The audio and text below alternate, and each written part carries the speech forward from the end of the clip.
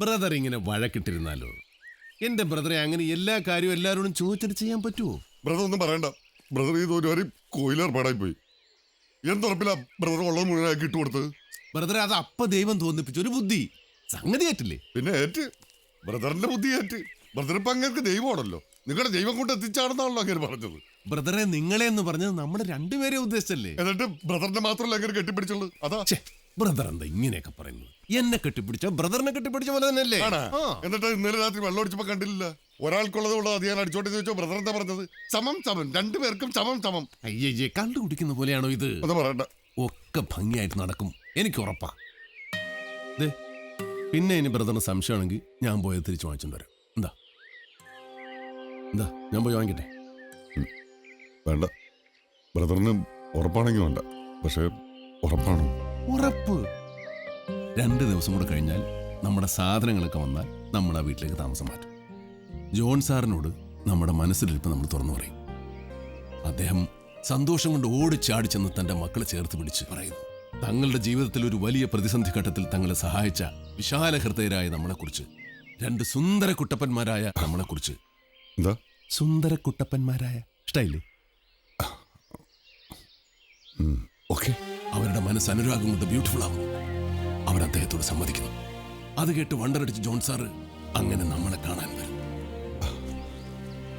വരുമല്ലോ ബ്രദറെ? വരും ബ്രദറെ. ഉറപ്പാണോ? ഉറപ്പ്. Coming soon. ഇവിടെ ഒരു പാട്ട് വേണ്ടായിരുന്നു ബ്രദറെ. ബ്രദറെ, നമുക്ക് ഈ കള്ളുകൂടി അങ്ങ് നിർത്തിയാലോ? അപ്പൊ നമ്മുടെ സ്വഭാവം ചെയ്തായി പോവില്ലേ? കുറച്ചാലോ? നമ്മുടെ പല ചീത്ത സ്വഭാവങ്ങൾ നിർത്തണം ബ്രദറെ. ഈ അടിയിടിയൊക്കെ. എന്നിട്ട് എന്തെങ്കിലും കൃഷി തുടങ്ങാം. എന്ത് കൃഷി? ജാതി കൃഷിയായാലോ? കുറേ ജാതികളുള്ള ഒരു തോട്ടം.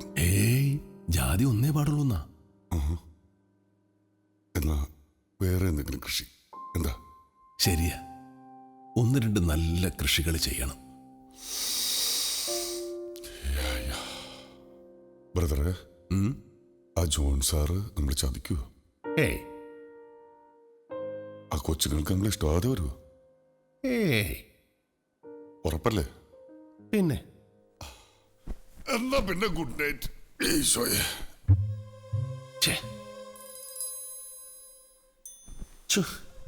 വെറുതെ ഓരോന്ന് ചോദിച്ച് മനുഷ്യന്റെ ഉറക്കം കളഞ്ഞു.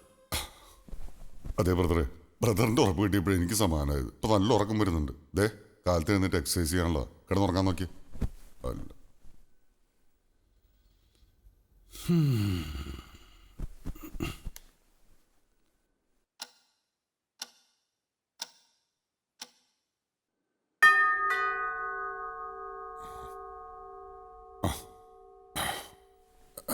എത്ര പെട്ടെന്ന് നേരം വെളുത്ത.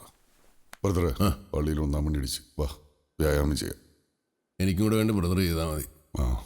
നാളെ എൻ്റെ ബ്രദർ ചെയ്തോളണം കേട്ടോ.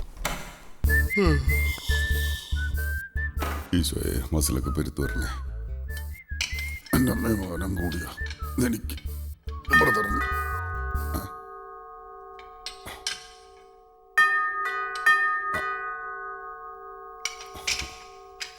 ഏതുണ്ടി എളുപ്പം കാലത്ത്.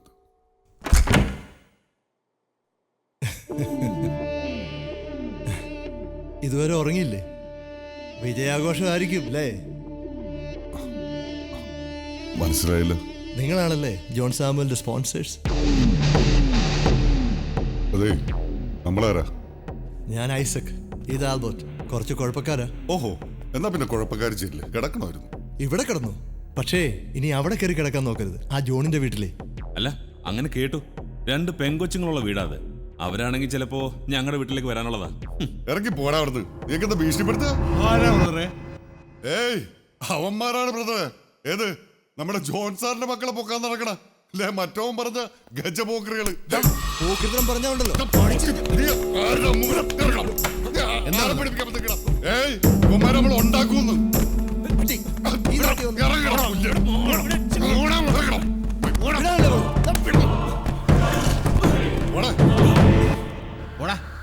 ഉറങ്ങും.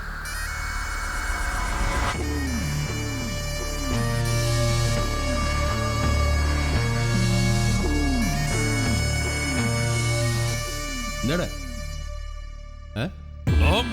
ഏയ് നിക്ക്. ഞാടെ ബ്രദറിനെ കണ്ടപ്പോ കണ്ണ് കള്ളിപ്പോയാ, ഇല്ലെങ്കിൽ ഞാൻ ഒറ്റയ്ക്കാണെന്ന് കരുതിയ. ഞാൻ ഒറ്റയ്ക്ക് മതിയാടാ, വേടാ. സോറി, അത് പേര് ബ്രദറിന്റെ പേരാ രജനീകാന്ത്. സ്റ്റൈല് കണ്ടില്ലേ? ഓടാപ്പ പോടാപ്പ. ഓടാപ്പാ, ആളും കുടിച്ച് കണ്ണും കാണാൻ. ബ്രദർ വാ.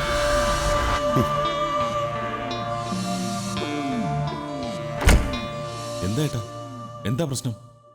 ഏയ് ഒന്നുമില്ല.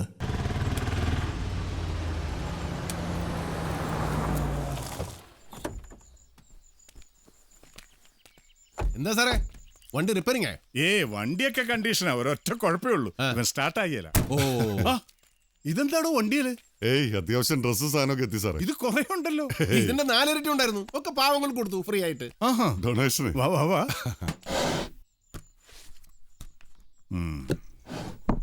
നിങ്ങൾ അവിടെ നിൽക്കുവാണോ?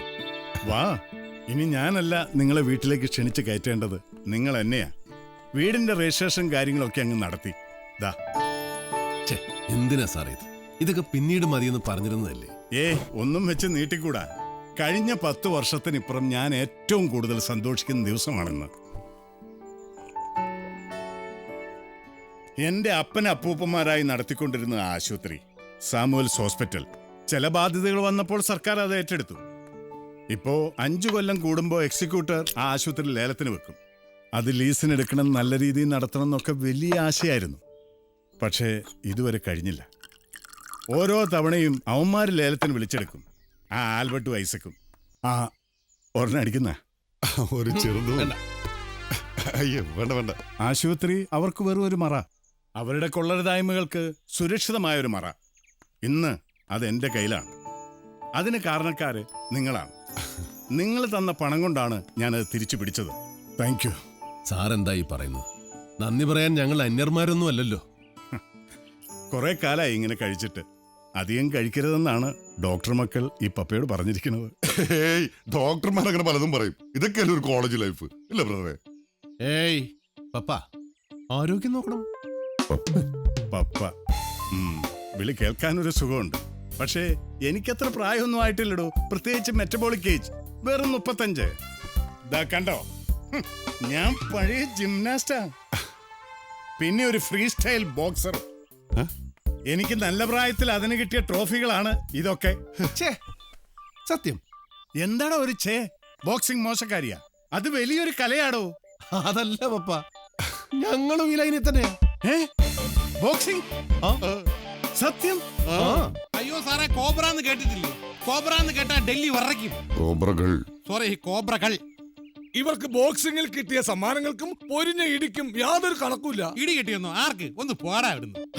ഇടി കിട്ടണ അത്ര മോശപ്പെട്ട കാര്യമൊന്നും അല്ലടോ. 2 കിട്ടിയാലേ കൊടുക്കാൻ ഒരു സുഖമുള്ളൂ. അപ്പൊ നിങ്ങൾ പറഞ്ഞു വന്നപ്പോ അമ്മായിയപ്പനും മരുമക്കളുമായി.